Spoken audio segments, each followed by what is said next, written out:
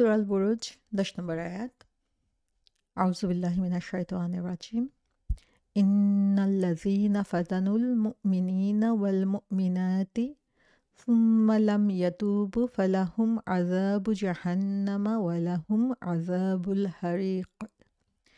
যারা মুমিন পুরুষ ও নারীকে নিপীড়ন করেছে অতঃপর তওবা করেনি, তাদের জন্য আছে জাহান্নামের শাস্তি আর আছে দহন যন্ত্রণা।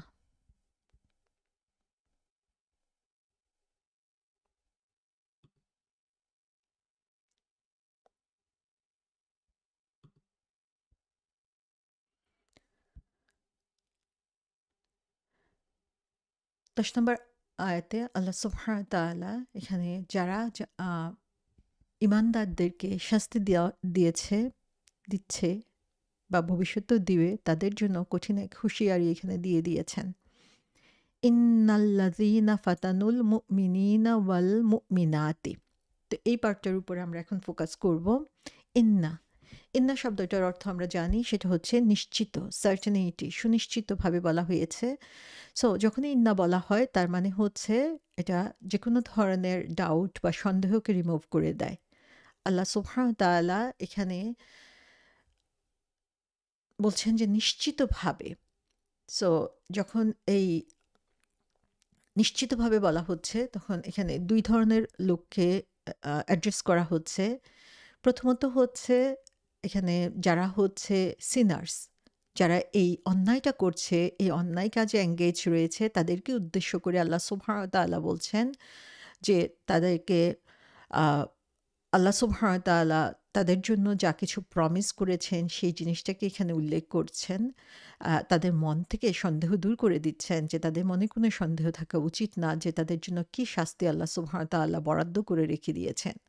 আর সেকেন্ড গ্রুপ হচ্ছে যারা হচ্ছে অপ্রেসড, সেই মুসলিমদের জন্য আল্লাহ সুবহানাহু ওয়া তাআলা এখানে সান্ত্বনা রাখছেন যে যখন মানুষ হচ্ছে অপ্রেসড হয়, যখন তাদের উপরে শাস্তি আসে বা তারা কষ্টের মধ্যে পড়ে, তখন তাদের মধ্যে আসলে প্রশ্ন জেগে ওঠে যে কেন তাদের জন্য এই কষ্টের চলে এসেছে, কেন তাদেরকে এত কষ্টের মধ্যে পড়তে হচ্ছে, আল্লাহর সাহায্য কোথায়, কখন সে সাহায্য আসবে, কেন তাদেরকে এত কষ্টের মধ্য দিয়ে যেতে হবে। তখন তাদের মধ্যে সন্দেহ বাসা বাঁধে এবং সন্দেহ তাদের মনের মধ্যে জেগে উঠতে থাকে। আল্লাহ সুবহানাহু ওয়া তাআলা এই ইন্না শব্দটি দিয়ে সেই সন্দেহকে দূর করে দেন।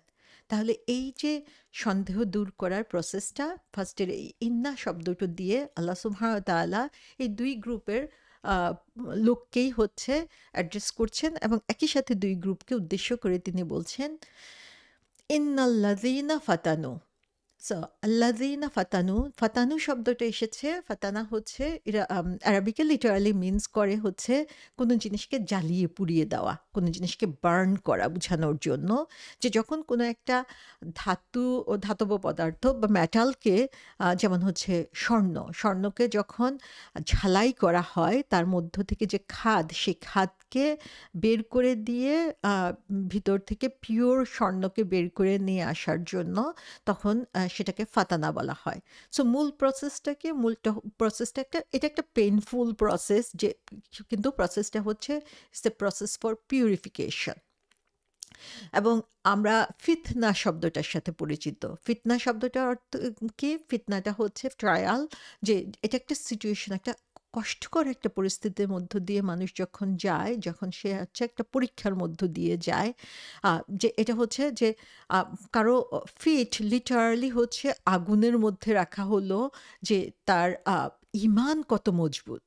এটা হচ্ছে ফিতনা, রাইট? যে আমাদের ঈমান মজবুত কিনা সেটা পরীক্ষা করা হচ্ছে, যে পায়ের নিচে আগুন জ্বালিয়ে দেওয়া হয়েছে, সেটাকে আমরা ফিতনা বলি। সো কোরআনে কনসিস্টেন্টলি হচ্ছে এই ফিতনা শব্দটা বা এই টেস্ট আমাদের জন্য কোরআনে ইউজ করা হয়েছে, যে আমাদেরকে ইসলামের যে মিশন দেওয়া হয়েছে সেই মিশন থেকে দূরে সরিয়ে নেওয়ার জন্য যখন কোনো টেস্টের সম্মুখীন হতে হয়, তখন সেটাকে ফিতনা বলা হয়ে থাকে। সো এটা হতে পারে যে কোনো ধরনের অপারেশন, এটা হতে পারে যে কোনো ধরনের ভয়, টেম্পটেশন অথবা লোভ, যে কোনো জিনিস হতে পারে। সো এখানে আমরা দেখি যে এই সূরাতে এই টেস্টিংটা কি? এই টেস্টিংটা হচ্ছে এক ধরনের কমিটমেন্ট, আমাদের দ্বীনের প্রতি কমিটমেন্ট, যেটা হচ্ছে নির্যাতনের মাধ্যমে মানুষকে এই দ্বীনের পরীক্ষা নেওয়া হচ্ছে যে সে আসলে দিনের পথে টিকে থাকছে কিনা। সো একবার আমরা চিন্তা করতে পারি যে যারা এই পরীক্ষার মধ্য দিয়ে যাচ্ছে, যে তাদেরকে কি পরিমাণ কষ্টের মধ্য দিয়ে যাচ্ছে। আমরা একবার সেই সিনারিওটা চিন্তা করি যে চোখের সামনে জ্বলন্ত আগুন দেখা যাচ্ছে এবং সে জানে যে আগুনের মধ্যে তাকে ফেলা হবে শুধু এই কারণে যে সে বলছে যে সে আল্লাহকে বিলিভ করে। সে আসলে জানেও না যে আল্লাহকে মানে বিলিভ করার পরে সে এমন কোনো অবস্থার মধ্যে দিয়ে যায় নাই যে বিলিভ করার কারণে সে দেখতে পেয়েছে যে জান্নাতের সুঘ্রাণ পেয়েছে অথবা জান্নাত কত সুন্দর সেটা সে দেখতে পেয়েছে। কিন্তু তারপরেও তাকে এই পরীক্ষার মধ্য দিয়ে যেতে হয়েছে এবং তার মাধ্যমে তাকে ইমানের পরীক্ষা দিতে হয়েছে। এবং সেখানে আমরা চিন্তা করি যে একজন মা তার বুকে তার সন্তানকে তখনও আঁকড়ে ধরে আছে এবং সেই সময় তাকে সেই পরীক্ষাটা দিতে হচ্ছে। সো এই ফিতনা শব্দটা দিয়ে আসলে টর্চার, পারসিকিউশন এটা বোঝানো হয়, আগুনে পুরা বোঝানো হয়ে থাকে।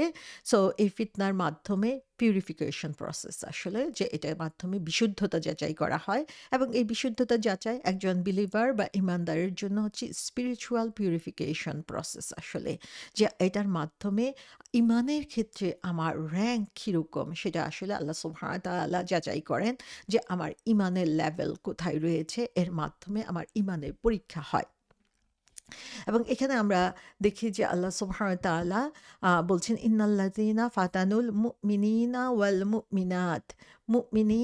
মুমিনুন এবং মুমিনাত শব্দটা ব্যবহার করা হয়েছে এবং এখানে মুমিনুন শব্দটা হচ্ছে এর আগে যেটা আমরা দেখেছি ইন্নাল্লাযীনা আমানু বলা হয়েছে যে সেখানে ভার্ব ফর্ম ব্যবহার করা হয়েছে। আর এখানে আমরা দেখি মুমিনুন শব্দটা ব্যবহার করা হয়েছে, এটা হচ্ছে নাউন ফর্ম ব্যবহার করা হয়েছে।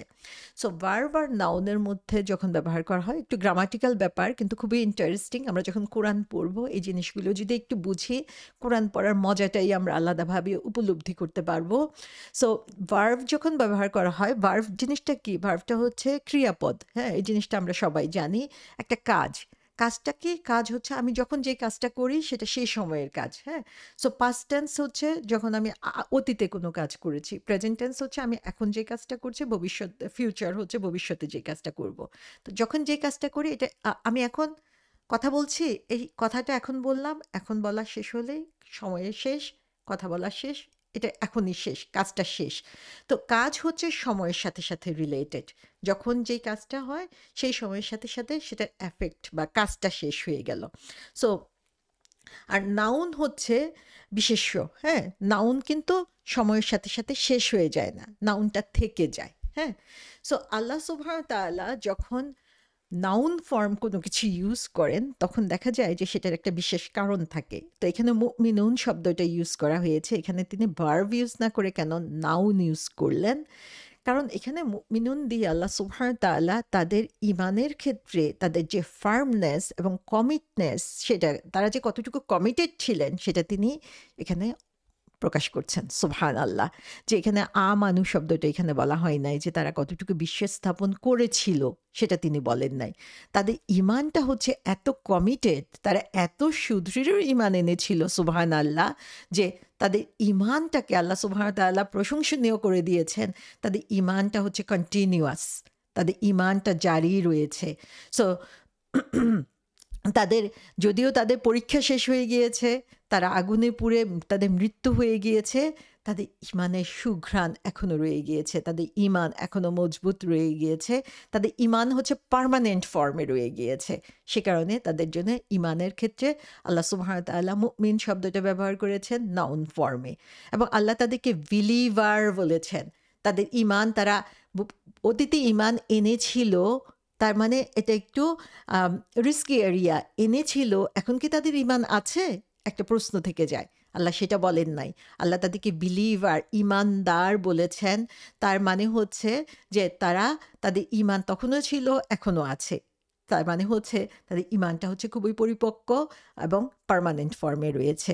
সো আল্লাহ সুবহানাহু ওয়া তাআলা যখন আল মুমিনুন বলেন কোরআনের মধ্যে, সেটা আল্লাযিনা আমানুর চেয়ে টোটালি ডিফারেন্ট। সো এটা দিয়ে আমরা বুঝতে পারবো যে যখনই মুমিনুন বলছেন তখনই বুঝা যাবে যে যাদের কথা বলা হচ্ছে তারা হচ্ছে মোর কমিটেড। আল্লাহ সুবহানাহু ওয়া তাআলা তাদের প্রশংসা করছেন, তাদের ফার্মনেসের কথা বলছেন যে তাদের মানে এই ট্রায়ালের মধ্যে, এই কঠিন অবস্থার মধ্যেও তারা যে ঈমানকে ধরে রেখেছে আল্লাহ সুবহানাহু ওয়া তাআলার কাছে হচ্ছে এটা খুবই প্রশংসনীয়। এবং আল্লাহ সুবহানাহু ওয়া তাআলা আম আ আ বলছেন যে এই নাউন ফর্ম ইউজ করার মাধ্যমে তাদের সেই পার্মানেন্সি অথবা তাদের সেই ইমানের স্থায়িত্বের কথা এখানে বলে দিচ্ছেন। সো আমরা যখন দেখি যে মানুষ হচ্ছে কষ্টের মধ্য দিয়ে অথবা অপারেশনের মধ্য দিয়ে যাচ্ছে, আমরা তাদের জন্য মনের মধ্যে কষ্ট অনুভব করি, কিন্তু আল্লাহ সুবহানাহু ওয়া তাআলা তাদের জন্য হচ্ছে গ্রেটেস্ট গিফট দিয়ে দিয়েছেন যে তাদের জন্য সমস্ত সন্দেহ তিনি দূর করে দিয়ে দিয়েছেন এবং তাদেরকে তিনি মুমিনুন বলেছেন। তাদেরকে তিনি বলে দিয়েছেন যে আল্লাহর কাছে তারা হচ্ছে ইমানদার হিসাবে সার্টিফিকেট পেয়ে গিয়েছেন। সুবহানাল্লাহ। আমরা এখনো একটা শেইকি অবস্থানের মধ্যে রয়েছি। আমাদের মৃত্যুটা ইমানের উপরে হবে কিনা আমরা কিন্তু জানি না। আল্লাহ আমাদের সবাইকে ইমানদার হিসাবে কবুল করে নিন, ইমানদার হিসাবে মৃত্যুবরণ করে তৌফিক দিন। কিন্তু আল্লাহ তাদেরকে মুমিন হিসাবে কবুল করে নিয়েছেন, এটা তাদের জন্য হচ্ছে গ্রেটেস্ট গিফট। এবং এখানে আরেকটি ইন্টারেস্টিং জিনিস যেটা আমরা দেখি যে কোরআনে সাধারণত মুমিন বলে যখন উল্লেখ করা হয়, মুমিন যখন বলা হয় তখন সেখানে পুরুষ মহিলা দুটাই ইনক্লুডেড থাকে। আল্লাহ সুবহানাহু ওয়া তাআলা ইন জেনারেল আরবিকে যখন মুমিন বলা হয়, যদিও এটা মানে জেন্ডারের দিক থেকে হচ্ছে মেল জেন্ডার বোঝানো হয়, কিন্তু অ্যারাবিকে হচ্ছে যখন mail gender common gender use করা হয় তখন হচ্ছে কমনলি হচ্ছে পুরুষ মহিলা দুটাই বোঝানো হয়ে থাকে। কিন্তু এই আয়াতের মধ্যে আমরা দেখি যে আল্লাহ সুবহানাহু ওয়া তাআলা মুমিনুন এবং মুমিনাত দুইটাই তিনি উল্লেখ করেছেন। এখানে পুরুষের পাশাপাশি মহিলা আলাদাভাবে তিনি উল্লেখ করেছেন। তাফসীরকারগণ এটা বিভিন্নভাবে ব্যাখ্যা করেছেন। এর মধ্যে এখানে বলা হয়েছে যে সেপারেটলি এখানে মহিলাদের কথা আলাদাভাবে উল্লেখ করা হয়েছে। আল্লাহ সুবহানাহু ওয়া তাআলা এখানে আলাদাভাবে ফোকাস করেছেন যে যখন এই জুলুম চলছিল, এই জুলুম যে অত্যাচারের স্টিম রোলার চলছিল, সেখানে শুধুমাত্র পুরুষদের উপরে অত্যাচার চলে নাই, এই অত্যাচারের শিকার মহিলারাও হয়েছিল। এবং পুরুষদের উপরে যখন অত্যাচার চলে সেটা এক ধরনের অত্যাচার চলে, কিন্তু সেখানে মহিলারাও যখন অত্যাচারের শিকার হয় সেই অত্যাচারটা যে কত তীব্র সেটা আসলে আমরা তখন চিন্তা করতে পারি যে যখন মহিলারাও সেই অত্যাচারের শিকার হয়। এবং সেই অবস্থাটা বোঝানোর জন্য আল্লাহ সুবহানাহু ওয়া তাআলা এখানে হাইলাইট করছেন যে সেই তারা কত বেশি মানে তাদের অত্যাচারটা কত তীব্র ছিল, তারা কত খারাপ ছিল যে তারা মহিলাদেরকে পর্যন্ত সেই অত্যাচারের মধ্যে শামিল করেছিল। এবং সেই মহিলারাও যখন অত্যাচারের শিকার হয়েছিল তারা তাদের ইমানের উপরে কত সুদৃঢ় ছিল যে তারা সেই অত্যাচারের শিকার হয়েও তাদের ইমান থেকে তারা দূরে সরে যায় নাই। এবং যখন মহিলাদের উপরে অত্যাচার করা হয়, মহিলাদের যে টর্চার, সেই টর্চারটা কিন্তু পুরুষদের চেয়ে ডিফারেন্ট হয়ে থাকে। এবং সেটাও একটা কারণ হতে পারে যে তারা তাদেরকে যে ধরনের নির্যাতনের শিকার হতে হয়, তাদের মহিলাদের উপরে যে বিভিন্নভাবে টর্চার করা হয়ে থাকে, সেটাও আল্লাহ সুবহানাহু ওয়া তাআলা এখানে আলাদাভাবে হাইলাইট করে মহিলাদেরকে আলাদাভাবে এখানে সম্মানিত করেছেন যে আল্লাহ সুবহানাহু ওয়া তাআলা যে তাদেরকে স্পেসিফাই করে যে আল্লাহ সুবহানাহু ওয়া তাআলা সেটাও নোটিস করেছেন। তো সুবহানাল্লাহ, যে আল্লাহ সুবহানাহু ওয়া তাআলার দৃষ্টিতে সেটাও অনেক বড় সম্মানের ব্যাপার যে তিনি তাদেরকে আলাদাভাবে হাইলাইট করেছেন এবং তাদের সেটাও আল্লাহ সুবহানাহু ওয়া তাআলা খেয়াল করছেন এবং তাদেরকেও তাদের সেই কষ্টটাকেও আল্লাহ সুবহানাহু ওয়া তাআলা এখানে বিশেষভাবে উল্লেখ করছেন। সো এখানে আল্লাহ সুবহানাহু ওয়া তাআলা এই মুমিন পুরুষ এবং মহিলা উভয়ের ক্ষেত্রে তিনি উল্লেখ করছেন যে তাদের জন্য যে টর্চার, সেই টর্চারের কথা আল্লাহ সুবহানাহু ওয়া তাআলা বিশেষভাবে এখানে উল্লেখ করছেন। এখানে আমরা দেখি যে এই ব্যাপারে ইবনে আব্বাস, মুজাহিদ, কাতাদা, আদ-দাহাক বিভিন্ন তাফসীরকারগণ বলেছেন যে ভেরিলি এই আয়াতের ব্যাপারে যে তাদেরকে যে ফাতানার কথা অথবা যে টর্চারের কথা বলা হয়েছে সেটার ব্যাপারে বলা হয়েছে যে তাদেরকে যে আগুনে পুড়িয়ে ফেলা হয়েছিল সেটার কথা এখানে উল্লেখ করা হয়েছে। তারপরে আমরা দেখি এখানে এর পরের যে অংশটা এই আয়াতে সেখানে বলা হয়েছে সুম্মা লাম ইয়াতুবু। সো এখানে যাদেরকে হচ্ছে যে মুমিন পুরুষ এবং মহিলাদেরকে এই টর্চার করা হয়েছে, আ আ টর্চার করেছে যারা তাদের কথা বলা হচ্ছে, সুম্মা লাম ইয়াতুবু, তারপরে তারা হচ্ছে তওবা করে নাই। সো এখানে সুম্মা শব্দটি ইউজ করা হয়েছে। সো সুম্মা ২ টা শব্দ, সুম্মা শব্দের অর্থ হচ্ছে দেন, তারপর। আরেকটা শব্দ আছে যে ফা, যে তারপর বুঝানোর জন্য। সো ফা শব্দের অর্থ হচ্ছে যে কনসিকুয়েন্টলি, যে একটা ঘটনা ঘটার পরপরই আরেকটা ঘটনা ঘটে যখন, তখন সেখানে ফা শব্দটা ব্যবহার করা হয়। আর সুম্মা শব্দটা যখন ব্যবহার করা হয় তখন সেখানে হচ্ছে একটা বড় একটা গ্যাপ আছে বোঝানো হয়, সেটা বোঝানোর জন্য সুম্মা বলা হয়ে থাকে। তো এখানে যখন সুম্মা ব্যবহার করা হয়েছে তখন আমরা চিন্তা করতে পারি যে তারা যে টর্চারটা করেছিল, সেই টর্চারটা করার পরে একটা লম্বা একটা সময় চলে গিয়েছে, যে সময়টা যাওয়ার পরেও তারা হচ্ছে তওবা করে নাই। সো এখানে তাফসীরকারগণ বলেছেন যে এরপরে ৪০ বছর পর্যন্ত তারা সময় পেয়েছে, কিন্তু তারপরেও তারা হচ্ছে তওবা করে নাই। তওবা করে মানে আল্লাহ তাদেরকে একটা সুযোগ করে দিয়েছিলেন, ইয়াতুবু, যে তাদেরকে তওবা করার বা ফিরে আসার একটা সুযোগ দিয়েছিলেন। সেই সুযোগটা তারা কাজে লাগায় নাই। তো এখানে আমরা দেখি যে আম আম হাসান আল বসরি রহমতুল্লাহ আলাইহি এ ব্যাপারে বলেছেন যে তিনি বলছেন যে আল্লাহ সুবহানাহু ওয়া তাআলার জেনারসিটি এবং কাইন্ডনেস এর দিকে তাকাও, যে এই লোকগুলো আল্লাহর যে প্রিয় বান্দা, তাদেরকে তারা হত্যা করেছিল, কিন্তু আল্লাহ তারপরও তাদেরকে তওবা করা এবং তার দিকে ফিরে আসার জন্য সুযোগ দিয়ে দিয়েছে। তো আল্লাহ যে আত-তাওয়াব আর রাহিম, সেটার একটা প্রমাণ আমরা এখানে দেখতে পাই যে আল্লাহ সুবহানাহু ওয়া তাআলা তার বান্দাদেরকে তারপরেও ফিরে আসার সুযোগ দেন। তো আমাদের জন্য এটা একটা বিরাট একটা সুসংবাদ যে আমরা অনেক সময় হচ্ছে গুনাহ করে ফেলি। গুনাহ করে তারপরে হচ্ছে আমরা হতাশ হয়ে যাই। আমরা মনে করি যে না, আমাদের আর কোনো আশা নাই এবং আমরা হচ্ছে গুমরাহিতে লিপ্ত হয়ে যাই। আল্লাহ সুবহানাহু ওয়া তাআলা আমাদেরকে এখানে স্মরণ করিয়ে দিচ্ছেন যে এই যে এত বড় অন্যায় তারা করেছে, কিন্তু তারপরেও আল্লাহ সুবহানাহু ওয়া তাআলা তাদেরকে সুযোগ দিয়ে দিয়েছিলেন ফিরে আসার জন্য। তো এখানে হাসান আল বসরি বলছেন যে আল্লাহর এই যে তিনি ফিরে আসাকে পছন্দ করেন, তিনি যে গাফুরুর রহিম, সেই সুযোগটা আমাদের জন্য কিন্তু দরজা খোলা সবসময়। যে আমরা গুনাহ করার পরে আমরা যদি তাওবা করি, তার কাছে ফিরে আসি, তাহলে সেই সুযোগটাকে আমরা যেন কখনোই হেলায় না ফেলি।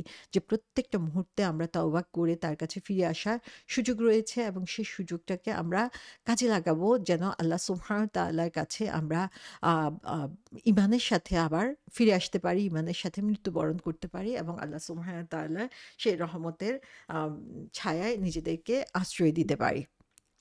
সো এখানে আমরা দেখি যে এই আয়াতের মাধ্যমে আল্লাহ সুবহানাহু ওয়া তাআলা বলছেন যে তাদেরকে একটা সুযোগ দেওয়া হয়েছে, তারপরেও তারা ফিরে আসে নাই। সো সুযোগের দরজা আল্লাহ সুবহানাহু ওয়া তাআলা খুলে রাখেন, এটা হচ্ছে আমরা এই আয়াত থেকে দেখতে পাচ্ছি। তারপরে বলা হচ্ছে ফালাহুম আযাবু জাহান্নাম ওয়া লাহুম আযাবুল হারিক, যে তারপরে তাদের জন্য হচ্ছে আল্লাহ সুবহানাহু ওয়া তাআলা রেখে দিয়েছেন আযাবু জাহান্নাম ওয়া লাহুম আযাবুল হারিক, তাদের জন্য রয়েছে জাহান্নামের আযাব এবং তাদের জন্য রয়েছে আযাবুল হারিক। সো এখানে জাহান্নাম শব্দটা ব্যবহার করা হয়েছে যে জাহান্নামের আযাব তাদের জন্য রয়েছে। তো জাহান্নাম অরিজিনালি আরাবিক শব্দ না, এটা ফার্সি একটা শব্দ এবং যেটার অর্থ হচ্ছে টর্চার চেম্বার। সো এখানে জাহান্নাম শব্দটা সাধারণত আমরা হেলফায়ার বা আ আ যে আ আ আগুনের ক্ষেত্র বুঝানোর জন্য ব্যবহার করা হয়ে থাকে। এবং এটা হচ্ছে শাস্তি বুঝানোর জন্য, যে আ আল্লাহ সুবহানাহু ওয়া তাআলা যে শাস্তি আমাদেরকে আল্লাহ আমাদেরকে মাফ করুন, যে যারা হচ্ছে আল্লাহ সুবহানাহু ওয়া তাআলার অবাধ্য, তাদের জন্য যে শাস্তি রেখে দিয়েছেন তাদের কথা এটা উল্লেখ করা হয়েছে। সো আল্লাহ সুবহানাহু ওয়া তাআলা এখানে ২ ধরনের শাস্তির কথা বলেছেন। একটা হচ্ছে জাহান্নামের শাস্তি, আরেকটা হচ্ছে আযাবুল হারিক। সো হারিক শব্দটা হারাকা হচ্ছে অর্থ হচ্ছে যে এর অর্থ কোনো জিনিসের হচ্ছে আগুন ধরিয়ে দেওয়া এবং হারিক হচ্ছে যে জিনিসের হচ্ছে আ আ যে জিনিসটা হচ্ছে কোনো জিনিসে আগুন ধরায় সেটাকে। সো আ এর মধ্যে একটা ডিফারেন্স হচ্ছে যে আ কোনো জিনিস নিজে বার্ন হওয়া আর কোনো জিনিস হচ্ছে আ কোনো জিনিসকে আগুনে being set on fire, যে কোনো জিনিসকে নিজে আগুন ধরা আর কোনো জিনিসকে আগুনে বসিয়ে দেওয়া ২ টার মধ্যে আ আ ডিফারেন্স রয়েছে। সো আ এই হারিক শব্দটা দিয়ে বুঝানো হয়ে থাকে যে আম তুম আ ওই জিনিসটাকে হচ্ছে আগুনের মধ্যে বসিয়ে দেওয়া হয়েছে। আ সো আ এখানে আজাবুল হারিক বলতে বোঝানো হয়েছে যে এই লোকগুলো শুধু আগুনে পুড়ছে তা না, দে আ তাদেরকে হচ্ছে আগুনে বসিয়ে দেওয়া হয়েছে। সো তাদের জন্য এটাই হচ্ছে appropriate punishment, কারণ হচ্ছে যারা হচ্ছে ঈমানদার ছিল তাদেরকে আগুনের মধ্যে বসিয়ে দিয়েছিল এবং সেম পানিশমেন্ট হচ্ছে তাদের জন্য জাহান্নামে আ রাখা হয়েছে।